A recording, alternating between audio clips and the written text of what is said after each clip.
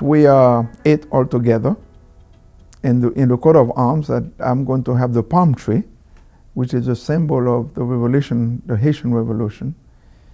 And I think the lady she came up with a beautiful idea to have 8 branches, which is the 8 members of my family. So we are 6 children, 3 and 3, a girl, a boy, a girl and a boy. So we are well distributed. But my parents did it plenty well. And when my mother left Haiti, we spent 4 years without my mother. She was in the States, and my older sister was 18, took care of all of us, the five of us, as a mother. Now she has Alzheimer's. She won't be able to come. So that's the first. The second brother is in Georgia. He was an engineer, electrical engineer. His wife is sick, so I don't know if he'll be able to make it. The fourth one was a teacher. She's coming from New York. I'm the fourth, and the one after me, she works for the mail system. And the last one was a policeman. He's retired now.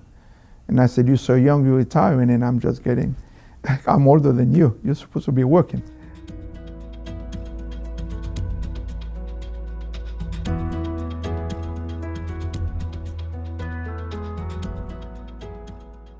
I was studying engineering, and from science to letters, or it was a very big change.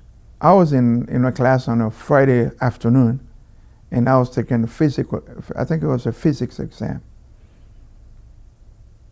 and I was burning because I couldn't understand not even the questions, less the answer.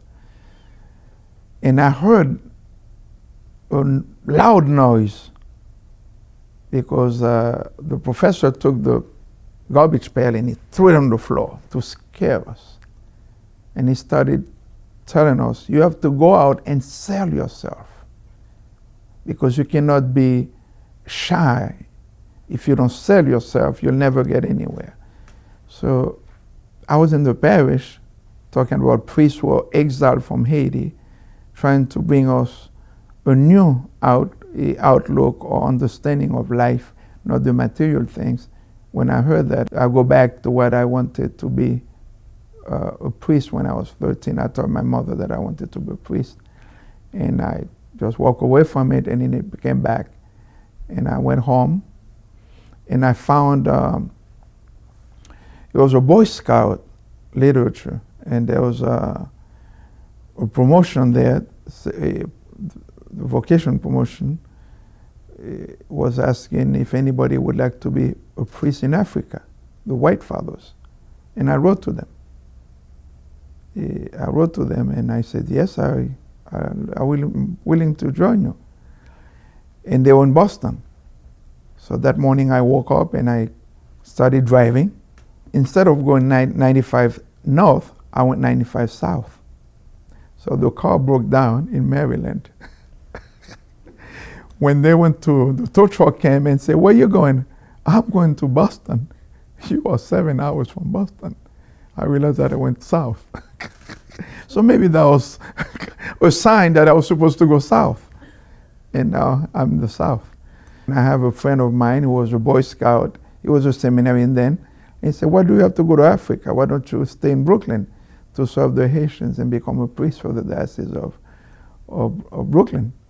And I never worked in Brooklyn, neither him. That's how it started.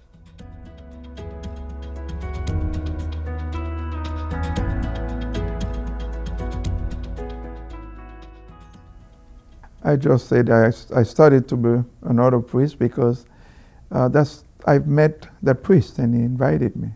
And I used to go, when I was in engineering in Staten Island, that was close to the seminary. So I used to go there, and my mother used to go there as a Legion of Mary for retreats. So I knew the place. So that's my contact with them. And I didn't know there were it was an Italian order. So I was the 4th black Haitian in that congregation.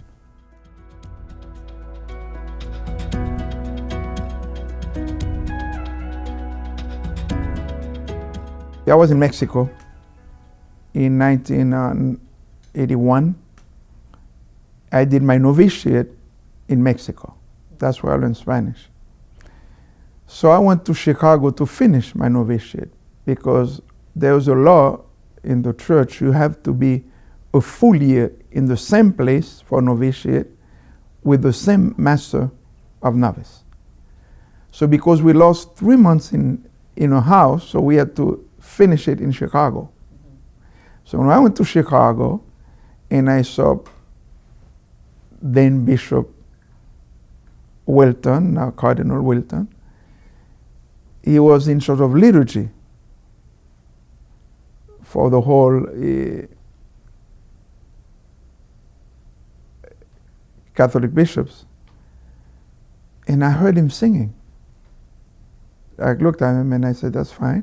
So when 3 years later, after my theology, and I wanted to have a Haitian to come to ordain me.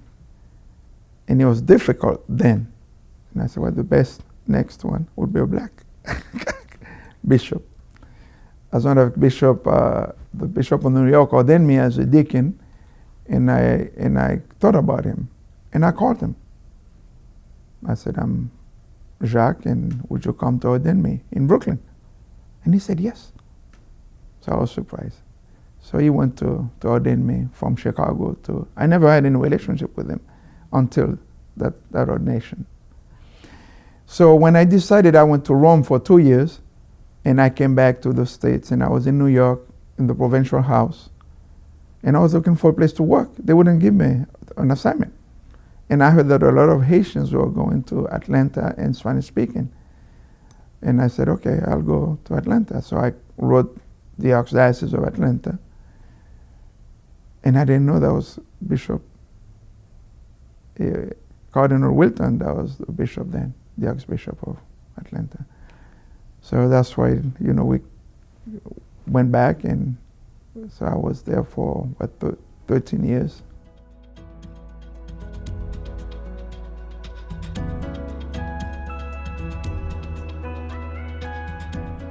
I used to surprise people with dancing. I love dancing, and that's one thing that I miss. When I was in